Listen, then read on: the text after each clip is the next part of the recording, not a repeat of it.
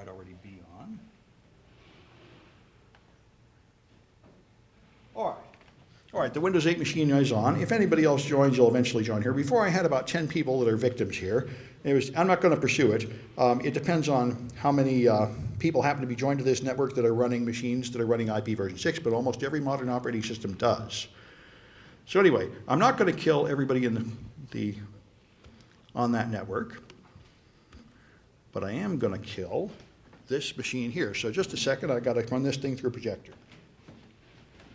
All right. This thing over here.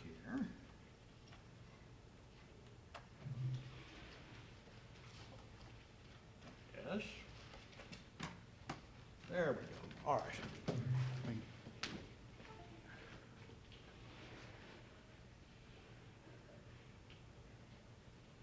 think that's going to come up.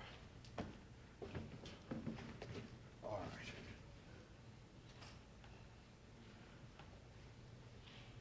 I'm going to get rid of the wireless.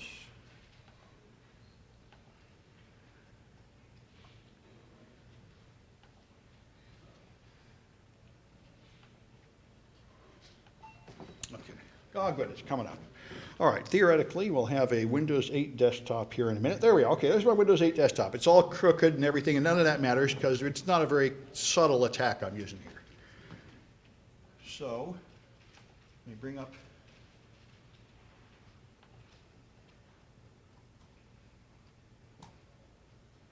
Okay, so right now I have no networking at all. Now this is important because this attack, sort of like SockStress, kills everything in the world, including the Mac.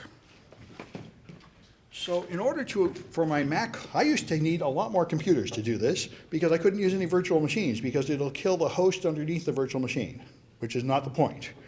But then I got a USB NIC. This is a trick I learned from Jeff Carell, who is a really interesting guy. He came to my class to show some IPv6 attacks, and he brought a whole bunch of USB NICs because if you have USB NICs in virtual machines, you get this box. And I can now say connect to Linux. And then what happens is it's a virtual machine, and the virtual machine can send packets out, but they're interpreted by the host as USB traffic, and they don't kill the host. So this is actually very nice. So now my virtual machine has another NIC that the host does not know about. I'll put it down here so we can see the results. It's now got a thing called ETH1. Now, this is just a cable connecting two computers together. There's no router or nothing. So there's no IP version 4 addresses, but I don't care because this is an IP version 6 attack. So they're connected to each other. And if I do that fake router again, I'm going to send out ABC dude. And when I do, I should see it on this Windows 8 machine.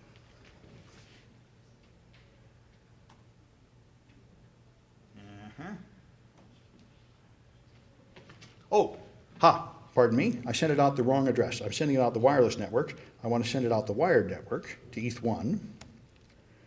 There we are. Okay, this is the kiss of death. I sent out router advertisements from that Linux machine. This Windows 8 machine got them, and it auto-configured. You should see right there, addresses starting ABC dude.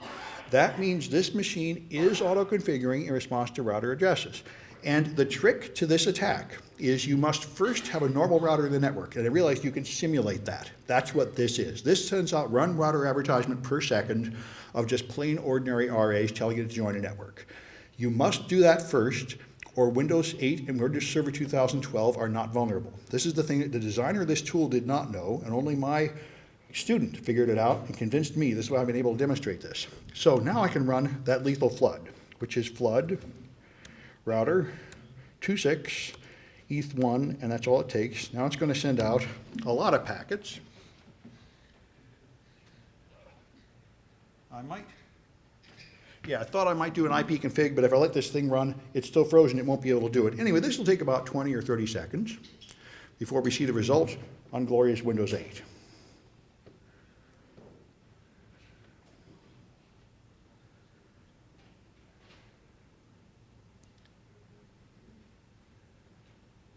$17, $18, $19,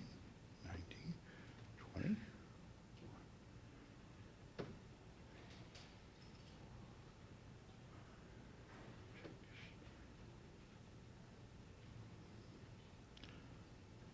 SockStress, taking a bit longer than I thought it would.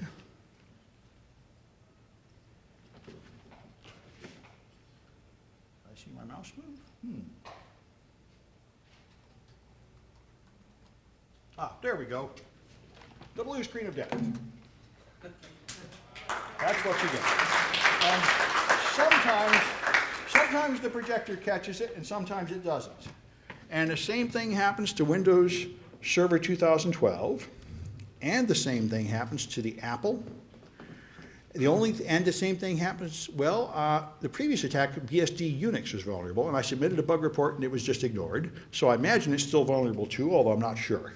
Anyway, this is my next effort to try to get Microsoft to patch this. However, some people might not worry about this because this is a layer 2 attack. You have to be on the same layer 2 network. You cannot be trapped. Now, SockStress can attack you over the internet using TCP. It's a layer 4 attack. This can only attack you from within your local network.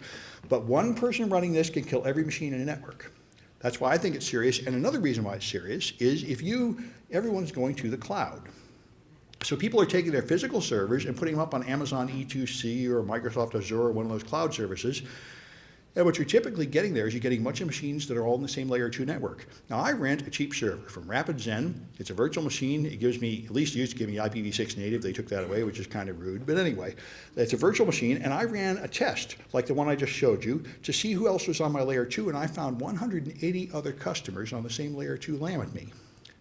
And I could kill them all, and any one of them could kill me. And this is what people told me. They say if you rent a real server in a server farm, they just put you in a rack and a switch with everybody else, and they say it's your problem.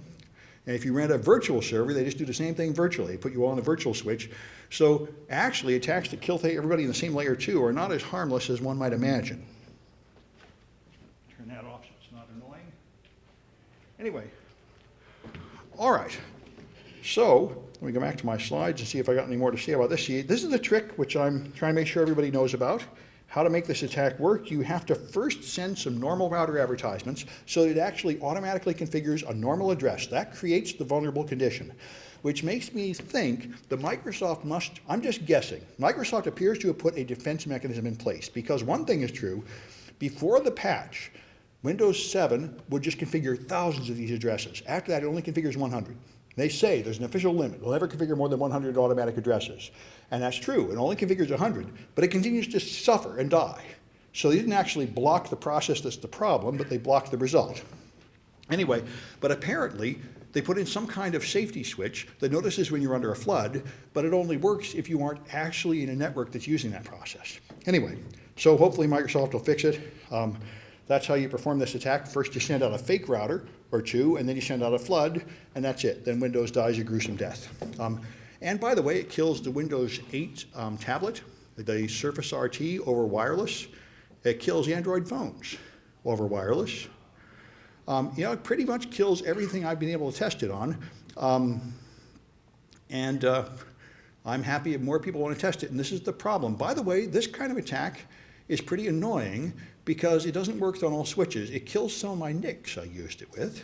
And my USB NICs can't handle it, and some of the switches I put it through can't handle it. The problem is like a flamethrower. You kill all the devices on your network. You have to get devices that are strong enough to withstand the attack enough to deliver it to the one you want to kill. So it takes a little playing around. So here's the list of what I did. Windows 8 Server 2012 die and Surface RT dies. Mac OS 10 freezes. It doesn't give you the blue screen of death. It gives you the spinning circle of death. You can't do anything. You just have to do an abnormal power down. And you have to do 2 restarts to get it back to normal. Kills the iPad and the iPad mini.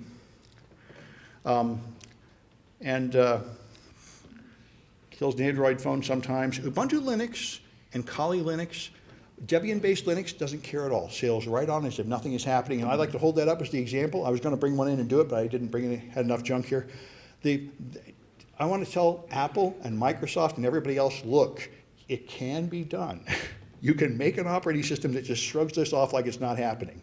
Ubuntu Linux does it. It's open source, for crying out loud. Why don't you guys steal the code? Anyway, they don't have to settle for this lame stuff. The patch, by the way, for Windows 7 and Server 2008 has the effect that the thing freezes completely during the flood. The mouse won't move, nothing will work, but after the flood stops, it recovers. Now, I don't think that's a very good patch, but it's better than the blue screen of death, better than freezing for hours afterwards, what it used to do. I've written a lot of videos about these things and a lot of descriptions about how to do these attacks on my website. So, protection. You can turn off IPv6 entirely. That will protect you, but this is going retro. I mean, the world needs IPv6 and more services rely on it. You could turn off router discovery, which means that your machine will no longer automatically configure these addresses. That is probably the best solution, in my opinion, for a server, because you don't want your servers automatically configuring addresses anyway. You want to put manual addresses on your servers. So for clients, though, you probably do want these automatic addresses for the same reason you want DHCP, so people can easily connect to your network. So then you can use tricks.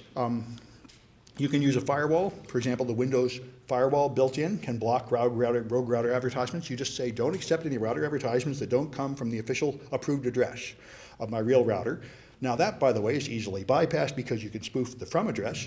This is not TCP traffic. This is broadcast unicast traffic, so you can put any fake from address you want in it, but still that's an obstacle of some sort. You can get RA guard. Cisco is real proud of their RA guard, their proprietary solution to this. This will, you specify a port on the switch, and that's the only port allowed to inject router advertisements into the network.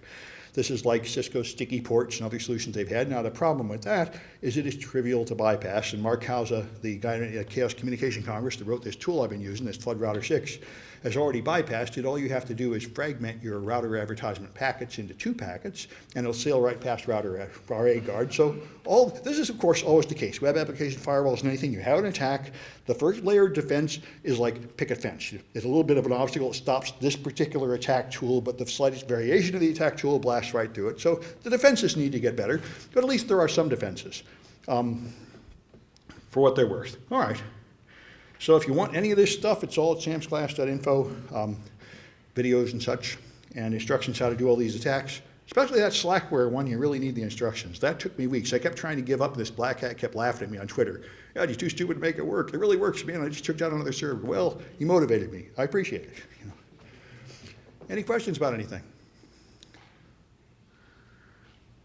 All right. Well, I guess that's it. Farewell.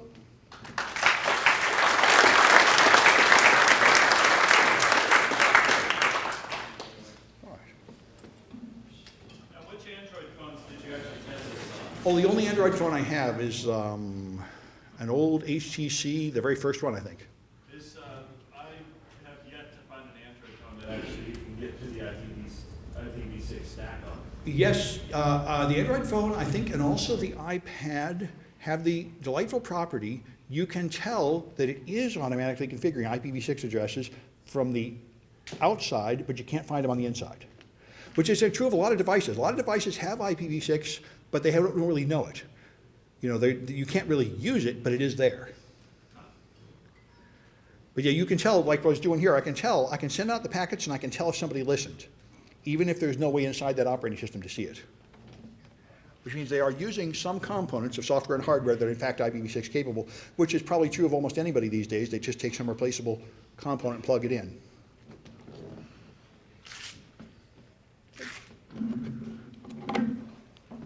I'll get out of the way. I think there's somebody else coming.